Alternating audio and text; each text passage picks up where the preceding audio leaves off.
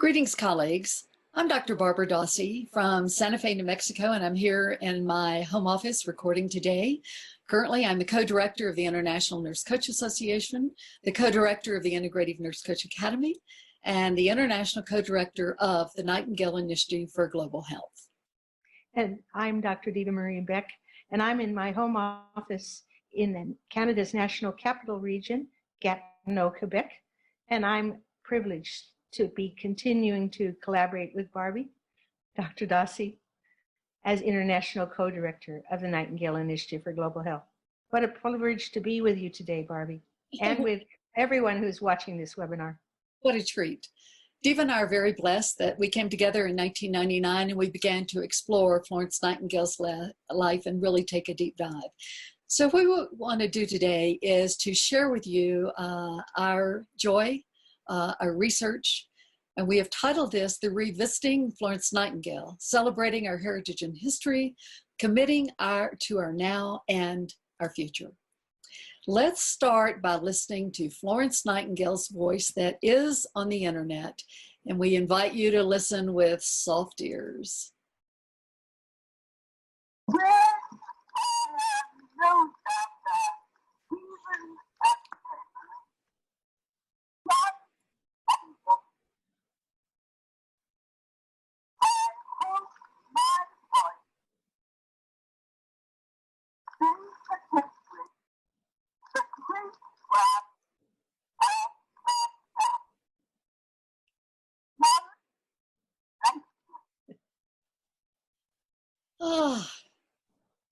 So as you resonate with her voice, let's move forward.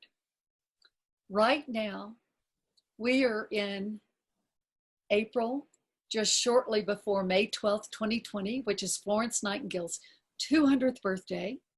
It's the bicentenary of her birth, and it is also the year of the nurse and the midwife.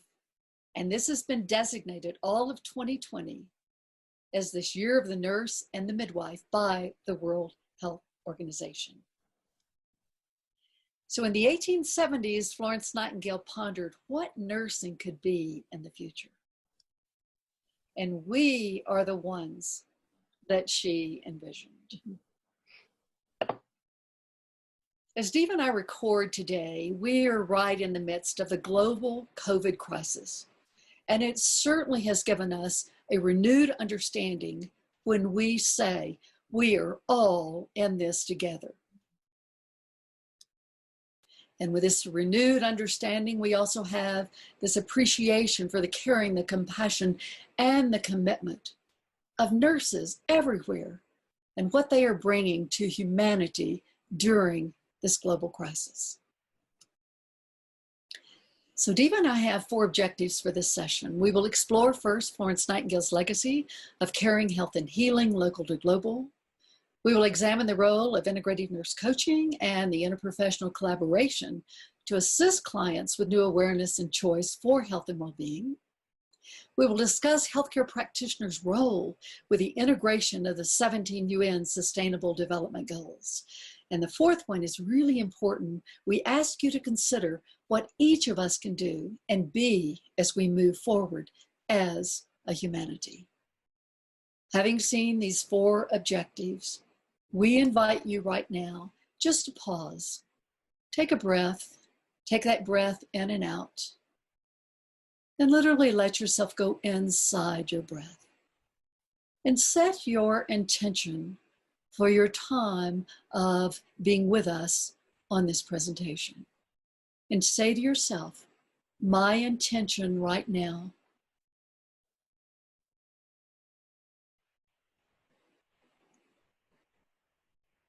and having listened to your words about your intention for taking this time, just anchor this experience however you would like to do that, with hands touching, hand over your heart.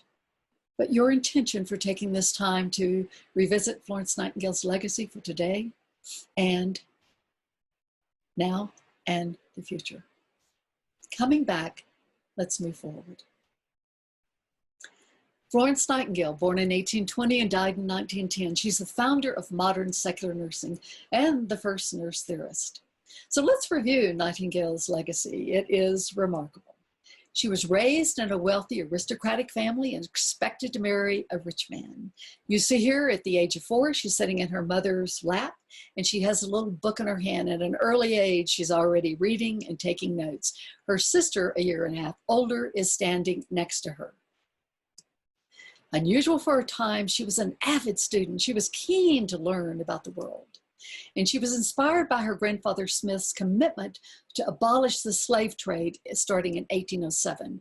On this image, you see the book, which is said a letter, The Abolition to the Slave Trade. This is a documentation of William Wilberforce, the parliamentarian who wrote this document, and William Smith, her grandfather, was one of the 6 abolitionists who really assisted Wilberforce in this mission. At the age of 17, Nightingale had a call from God to serve humanity as a nurse.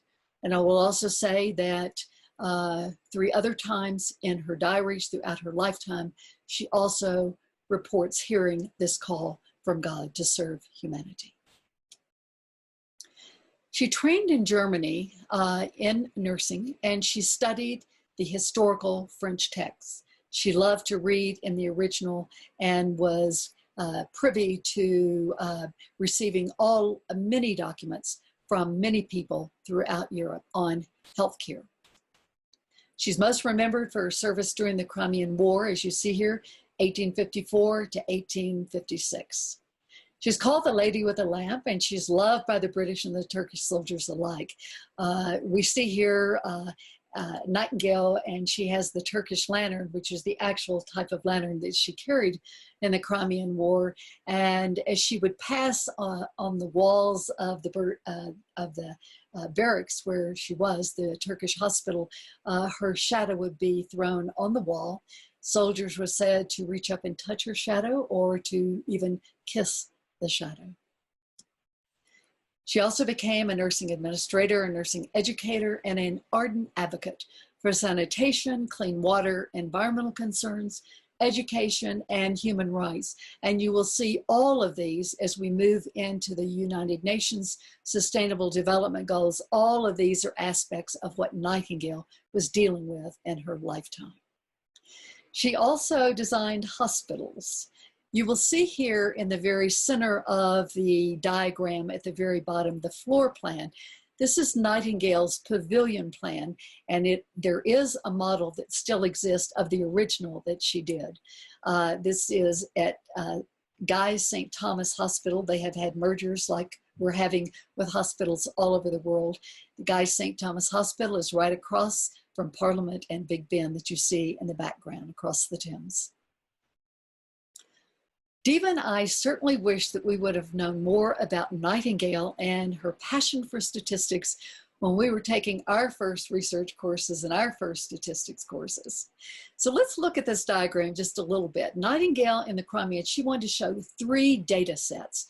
And the wedge diagram, she is one of the first people to explode the pie chart, explode this. And what she does is what you're seeing is per wedge per month that she was in the Crimean War. The red from the center is wounds. The red and then the black from the center, that is primarily 6 other causes of death, and they were known fevers at the time. Then from the center, the red, the black, and now we see the huge turquoise that's going around. This is cause of illness and sickness from preventable causes and illness that she saw. And this truly will be played out when we get into the SDGs. So this is our legacy, and Nightingale saw nurses in the future as understanding the relevance and the importance for understanding research and applying it to the work. She's widely regarded for advocacy for cultural integrity and cross-cultural understanding. We see Nightingale in this very famous picture called The Mission of Mercy that is in the National Gallery in London right now. She's in the center. You see her with a lace bonnet. She's got paper and pencil in hand. She's taking notes. We know the name of many of the people that are standing in this picture, and she is also translating in different languages as well. She's loved across the whole world. And all of the member states of the United Nations, almost all of these nation states have a picture of Florence Nightingale, a stamp. And this is how much she is respected and loved. Nightingale was a leader in crafting the first Geneva Convention in 1864, writing the documents from the British people with several other physicians. This was a key step in founding the International Red Cross, the League of Nations, and the United Nations. I want to say, when we speak about the International Red Cross, as Henri Dunant, the Swiss man that founded the International Red Cross, gave all of the credit for his inspiration for the work that Florence Nightingale had done during the Crimean War. She wrote more than 14,000 letters. Nightingale's letter collection at the British Library is the second largest Victorian collection. Only Prime Minister Gladstone's is larger. She also published over 200 other manuscripts and army reports. She's a best-selling author, and she is well known for her skills to communicate with the public and with leaders. We see two images here of publications, Notes on Nursing on the left, and this Notes on the left is the 79 page document that was first published in 1860. Notes on Nursing, what it is and what it is not. This was quickly then expanded to 229 pages that became the first nursing textbook 6 months later. On the right, we see Notes on Hospital. In 1863, and you're looking at the third edition, and the reason we have the third edition of this text is because the line on the first in her preface says, "The hospital will do the patient no harm." And she called all of these skills health nursing. Diva will speak to this women's mission and this report, the Royal British Commission, Chicago Exposition paper, this book, and Nightingale's document within that when she shares in a few moments. Nightingale said, health is not only to be well, but to use well every power we have. So we are challenged to explore integrative, integral, and holistic methods and the root cause, the causes of our problems today. And we are to discover health and wellness coaching approaches to build upon the individual and the community's strengths instead of attempting to fix weaknesses. And we are to engage in this co-creative coaching approach with families and communities and colleagues leading to achieve desired goals. Diva will speak to the need for partnerships, and this is absolutely key. As we reconstruct what a normal world is going to be after COVID crisis, we're going to have opportunities to go in there in partnership with many people. We can have our expert role, our nursing lens, but when we are there, we have to be there fully present to listen to the stories of the people that we have been invited to co-partner and to co-facilitate health and healing with. So we can reflect upon our challenges, and it's going to call on us to use every skill we know and many more that we may not have used in such a creative way before. So when we have a heightened degree of awareness, we have many choices, and we are able to recognize what are these possibilities of what we choose, and then inviting people to also choose how they're going to have healthier behaviors. It requires using our imagination and our creativity of the young and everybody in the health span about moving forward in a new way to create healthy lifestyle, creating healthy lifestyle with new behaviors to emerge to keep us even healthier than we can imagine. So what we are being invited to do is to move in a process that is grounded in awareness that effective change evolves from within. And it has to bubble up from within before it can be manifest and maintained externally as new behaviors. So a coaching approach and a process to enhance potentials for health and well-being, this is going to lead to decrease injuries and illness and suffering, and to significantly decrease chronic disease epidemics. So when we have a focus on whole person, using principles and modalities to integrate all of the bio, psycho, social, spiritual, cultural, environmental dimensions leading toward human flourishing. And when I said that, the bio, psycho, social, spiritual, cultural, environment dimensions, this is our nursing lens. And at any given time, we are doing all of this. And yes, as we move forward with new ways, we may be looking at specifics, but when you address one, you can begin to address and connect the dots with all of these. So Nightingale's legacy truly engages us to act as catalysts for the transformation of individuals, communities, and society toward achieving a healthy world. And as we continue to illuminate our work and to increase our integrative, our holistic, and our integral awareness, our healing, and our wholeness, we will strengthen our personal and professional capacities. And we become more fully open to the mysteries of life's journey, the wondrous stages of self-discovery for others and for ourselves. And meanwhile, nurses in low and middle income countries need more support in how to integrate holistic and integrative approaches in their practice. And again, Diva will speak to these fantastic partnerships that will emerge. So our time demands a new paradigm and a new language where we integrate the best of what we know in the science and in the art of healing, including holistic and human caring theories and modalities. So when we have a worldview of wholeness, we can share the depth of our professional knowledge, expertise, our critical thinking capacities, and skills for assisting others to create health through their stories of healing.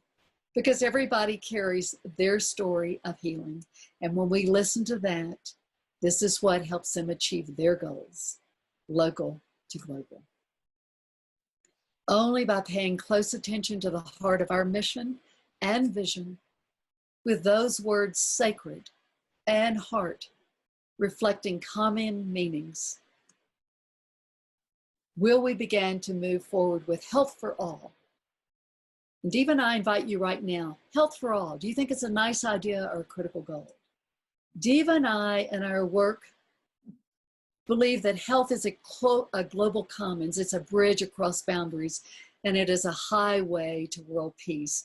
And I'm going to turn it to Diva now to take us on this next part of the journey of expanding our consciousness of one world, one health, one mind.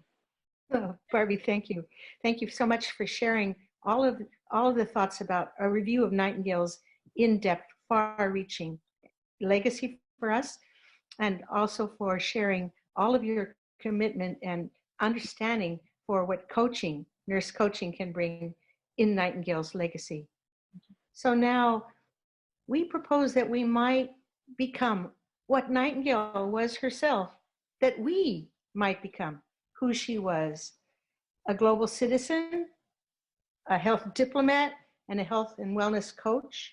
And all of this for the health and healing environments of our world, local to global. Imagine now, this wonderful NASA created slide shows all the lights of all the cities in the world. Within those cities, there are an estimated 29 million nurses and midwives working with many healthcare professionals and concerned citizens, active across the world, even today, especially today.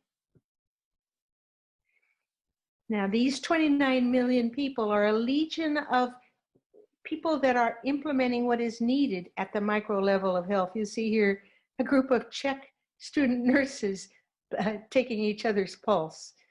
We're working at the micro level of health. But we are also seemingly far removed from the macro global of health policy and concerns shown here by the United Nations building in New York City, the macro global level. Yet it is essential to the health of all that we work at both personal and global levels.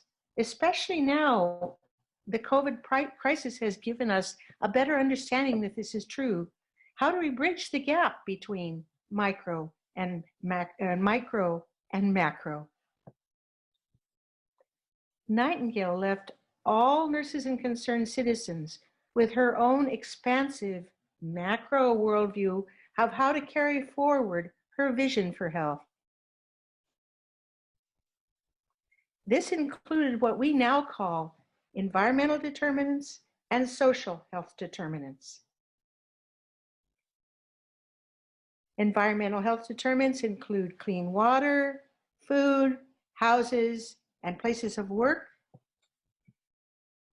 And social determinants including poverty reduction, education, family relationships, employment, local to global. And again, we're seeing all of this playing out in the COVID crisis story.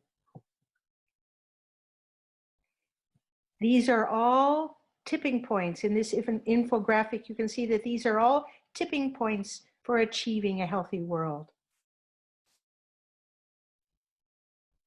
Nightingale was working on complex global problems and challenges. You can see here that she was concerned with and working on what impoverished children needed in London. And she anticipated global advocacy for the issues now framed as the Strategic United Nations Development Goals. 17 of them, you see them here.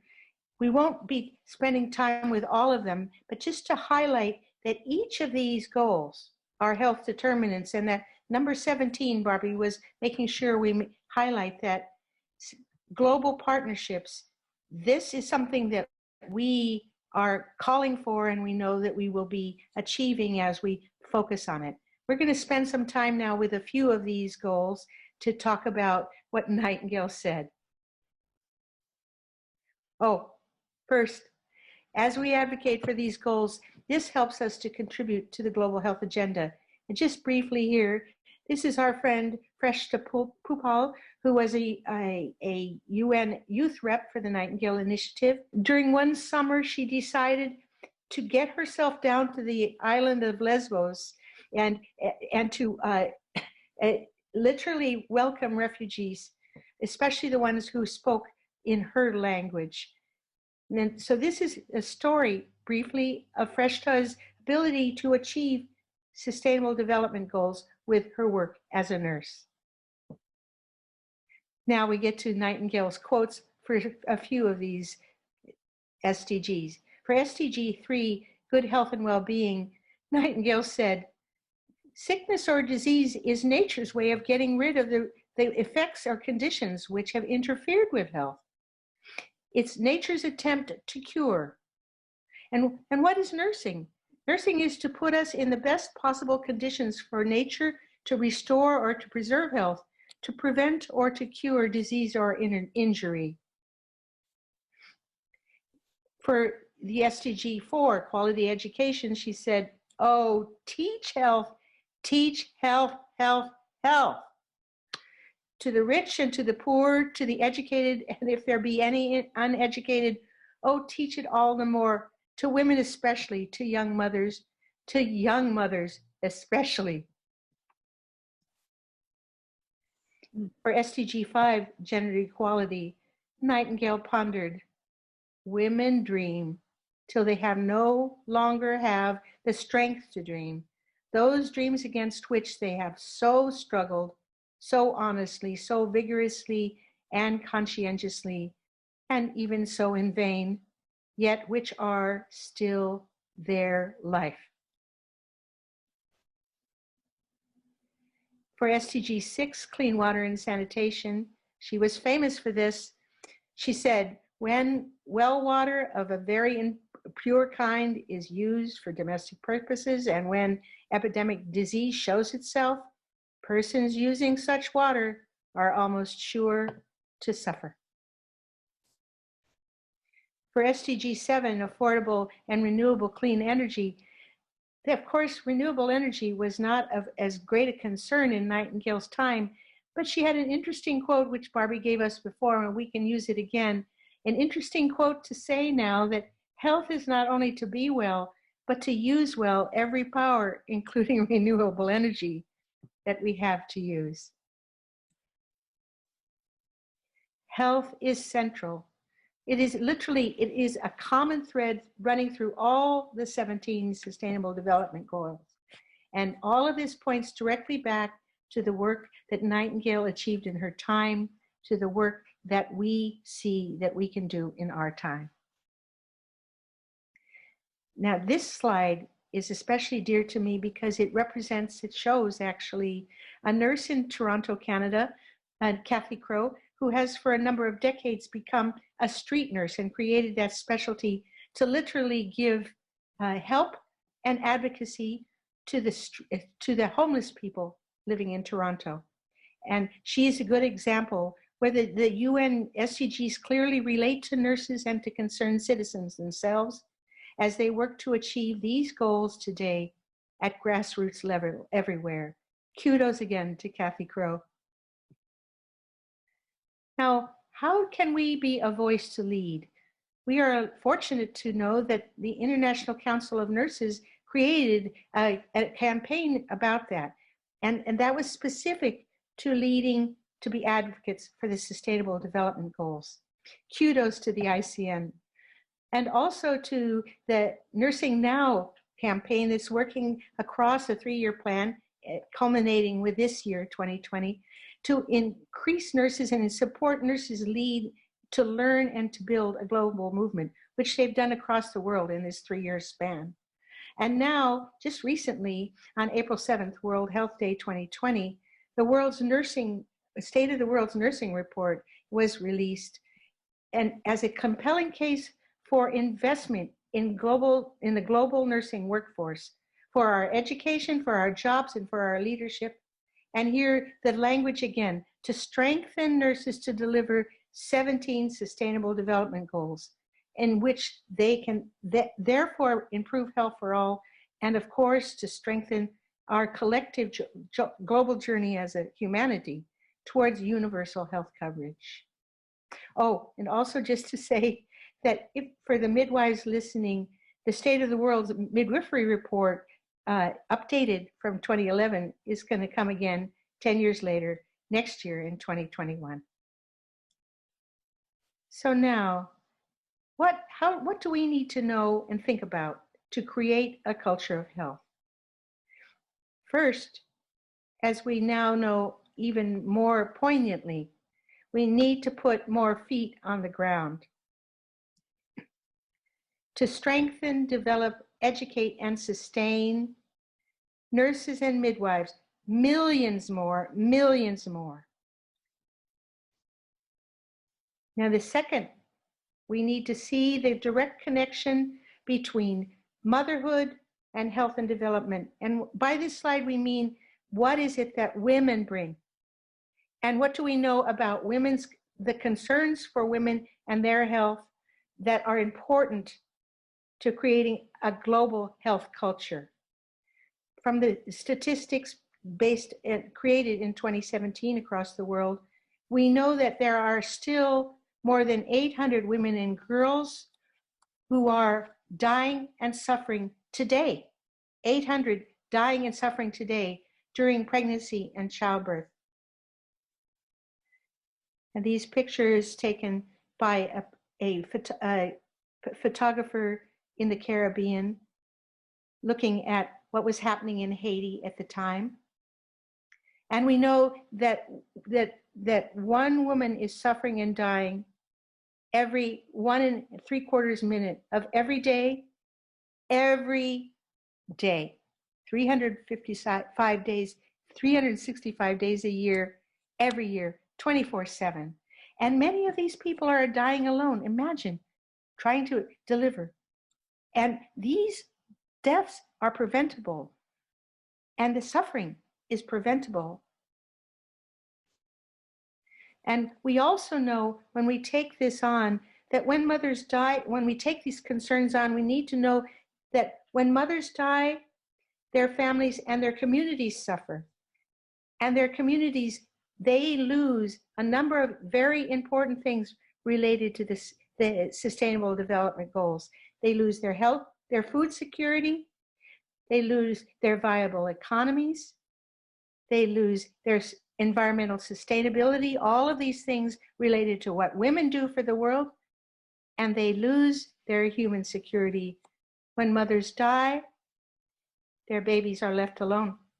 And here we are showing you 3 slides to indicate that when little boys are left alone, they are vulnerable and at risk to be child soldiers. And we, even into their teen years, here's this slide showing a child teen boy, a soldier in the Chechnya War. Now, also, we know that Nightingale was a public advocate for the health of humanity. Now, what would have she done with Facebook, email, and YouTube? That brings us to our 3rd recommendation, that we recognize that global media, including social media, is essential for worldwide, widespread, and accurate outreach. And accurate outreach, we know from our experience in the last many months and years that accuracy is very important, and nurses can bring accurate outreach. Without proactive participation in public media worldwide, there will never be the mobilization of public concern necessary to call for the changes that we all want to see happen. Literally, without public media, without our voice bringing to the world what we see and what we're committed to, the world won't be able to see what we see for the health of the world. Are we listening to what Nightingale has shared with us about this?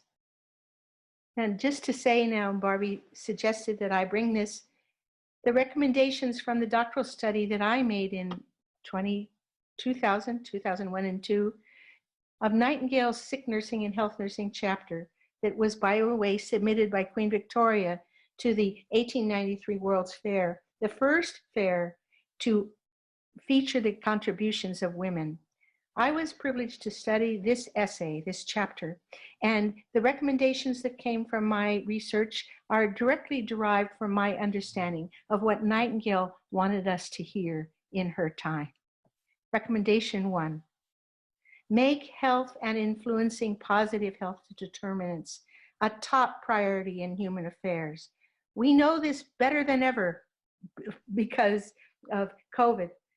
But it's still, we need to say health is top priority. Second, we need to value and sustain healthcare workers and their caring in healthcare settings. This is repeated again. And third, we need to collaborate across disciplines and across cultures for promoting health in community settings. And fourth, we need to think globally, but still act locally, to create health literacy for all peoples and all ages. And just to speak at this slide, the health literacy that we now need with regard to COVID and to everything we need to do for that is an example of how we need to act locally to create a collective understanding of what is needed for everyone. And again, this is repeated, make media a catalyst for healthcare workers and for health.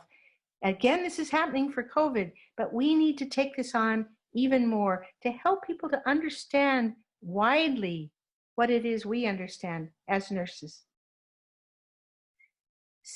Recommendation 6, keep health holistic and transdisciplinary, keeping health to be more than the absence of disease and more than just working to cure COVID, but working to understand what it takes to have health.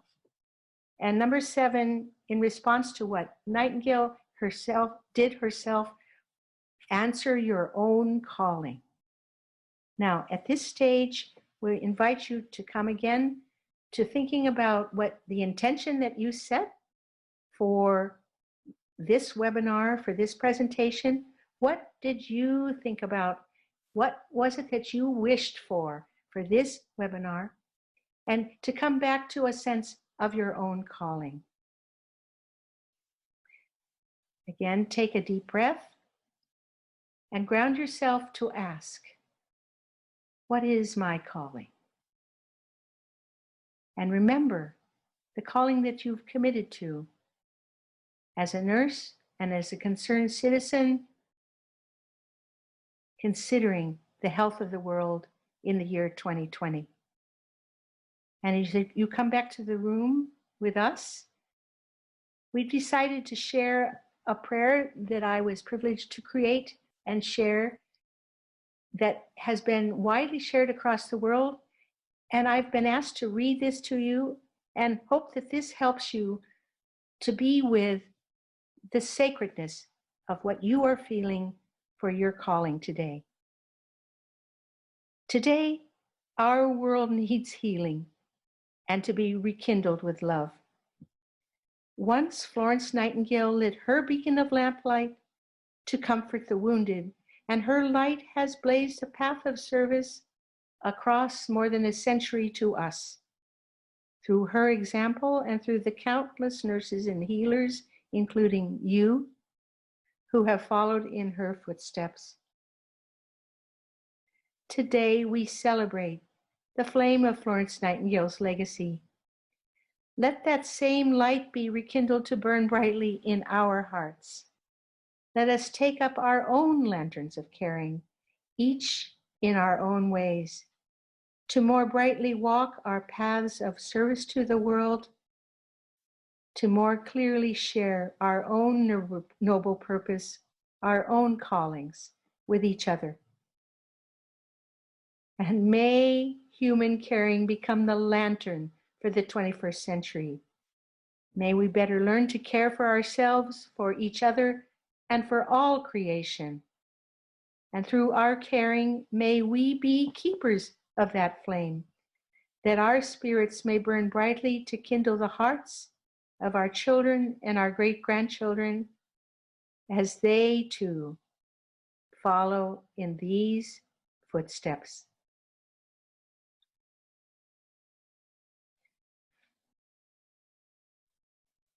So as we begin to wrap this up, let's remember that personal health is never merely personal.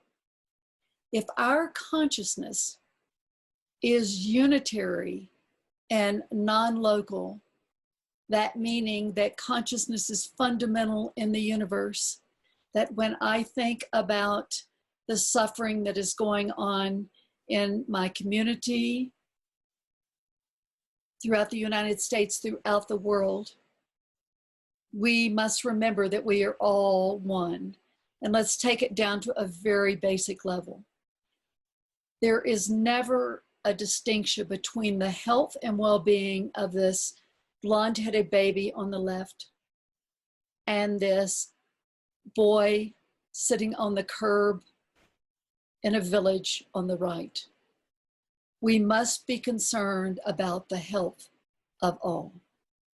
If we are all connected, there is always this collective, global aspect to personal health. As we say, we are all in this together. And we absolutely know right now in this time of COVID-19, it is so clear. Our survival likely depends on what you do and what I do, what Diva and I do in our community with our friends and family and so forth. We are at a moment in time on planet Earth, and we are all in this together and must recognize and do our part. So pulling it together now, Nightingale's legacy provides us a model for effective local to global voices calling for and demonstrating healing, leadership, and the global activism required to address the challenges of our troubled time. Can we together generate the vision, the courage, and the hope required to unite for a truly healthy world?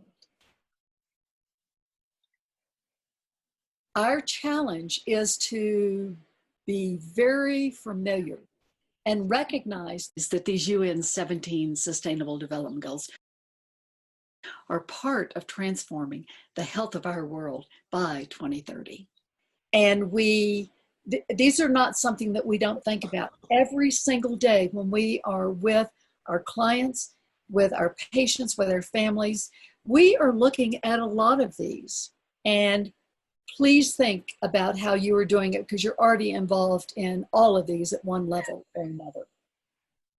We'll finish right now with the Nightingale Declaration for a Healthy World. And we invite you to go to our website, www.nivision.net, and to sign the Nightingale Declaration for achieving the 17 global goals by 2030. We, the nurses and concerned citizens of the global community, here dedicate ourselves to achieve a healthy world. We declare our willingness to unite in a program of action, to share information and solutions, and to improve health conditions for all humanity, locally, nationally, and globally. We further resolve to adopt personal practices and to implement public policies in our communities and nations, making this goal achievable and inevitable, beginning today in our own lives, in the life of our nations, and in the world at large. Can we hear Nightingale's voice? And once again, let's listen to that voice, her voice recorded July 30th, 1890.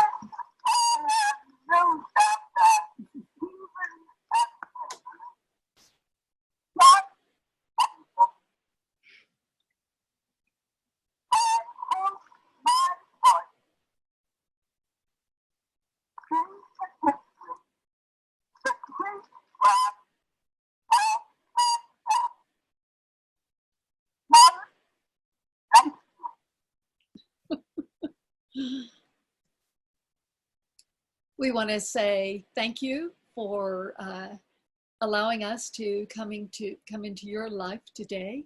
And as we approach Nightingale's birthday, May 12th, 2020, at 12 noon around the world, we ask you to say your own prayer, feel your connection with those 29 million nurses and midwives and all the people that are supporting our work in the world. And at the end of this, you can spend time. Diva and I have placed 2 of our books and our recent articles on the material that we have shared with you. Again, thank you very much. And do visit us at nivision.net. And we would love to receive your stories. So please send them. Blessings to all of you in this wonderful 2020 Year of the Nurse and the Midwife.